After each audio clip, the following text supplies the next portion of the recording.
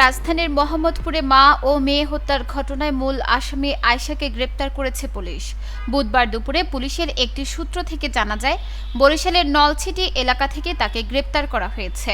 এর আগে গত ৮ ডিসেম্বর সোমবার সকালে শাহজাহান রোডের ১৪ তলা ভবনের ৭ম তলায় লায়লা আফরোজ ও তার মেয়ে নাফিসা লাওয়াল বিনতে আজিয়াকে ছুরিকাঘাতে হত্যা করা হয়। এই জোড়া হত্যার ঘটনায় সোমবার রাতে নিহত লায়লা আফরোজের স্বামী আ.জ.ম আজিজুল ইসলাম মোহাম্মদপুর থানায় মামলা করেন। মামলার এজাহারে বলা হয়েছে, সোমবার সকাল ৭টার দিকে আজিজুল ইসলাম স্কুলে যাওয়ার পর স্ত্রীর সঙ্গে যোগাযোগের চেষ্টা করে ব্যর্থ হন। বাসায় ফিরে তিনি স্ত্রী ও মেয়ের লাশ দেখতে পান। এজাহারে আরও উল্লেখ আছে, বাসা থেকে একটি মোবাইল ফোন, ল্যাপটপ, স্বর্ণালংকার, নগদ টাকা সহ বেশ কিছু মূল্যবান জিনিসপত্র খোয়া গেছে।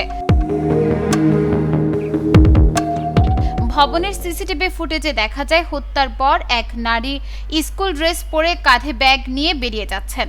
৪ দিন আগে আয়েশা পরিচয় দিয়ে গৃহকর্মীর কাজ নেওয়া প্রায় ২০ বছর বয়সী এই তরুণীকে জোড়া খুনের সঙ্গে জড়িত বলে সন্দেহ করেছেন স্বজনেরা। সিসিটিভি ফুটেজ অনুযায়ী আয়েশা সকাল ৭টা৫১ বাসায় প্রবেশ করেন এবং সকাল ৯টা৩৫ নাফিসার স্কুল ড্রেস পরে পালিয়ে যান। তদন্ত সূত্র বলছে, কথিত এই গৃহকর্মী নিজের আসল নাম ও ঠিকানা গোপন করেছিলেন এবং বাসার কাজে যোগ দেওয়ার সময় সঙ্গে কোনো মোবাইল ফোনও ছিল না। পরে যে ফোনটি নিয়ে গেছেন সেটি বাসা থেকে বেরিয়েই বন্ধ করেন।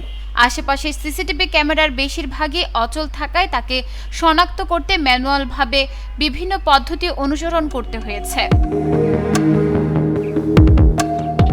তেজগাঁও বিভাগের উপকমিশনার ইবনে মিজান জানিয়েছেন, গৃহকর্মীর দেওয়া নাম ঠিকানা ভুল হওয়ায় শুরুতে তার পরিচয় নিশ্চিত করা কঠিন ছিল।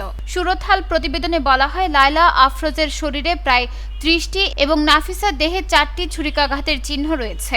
মোহাম্মদপুর থানার ভারপ্রাপ্ত কর্মকর্তা মেজবা উদ্দিন জানিয়েছেন, হত্যার কারণ এখনো স্পষ্ট নয়। ময়না তদন্ত শেষে মঙ্গলবার সকালে মা মেয়ের মরদেহ নাটোরে পৌরসভার দক্ষিণ বড়গাছায় নেওয়া হয়। জোহরের নামাজের পর জানাজা শেষে তাদের দাফন সম্পন্ন হয়েছে। নিউজ ডেস্ক, চট্টগ্রাম সময়।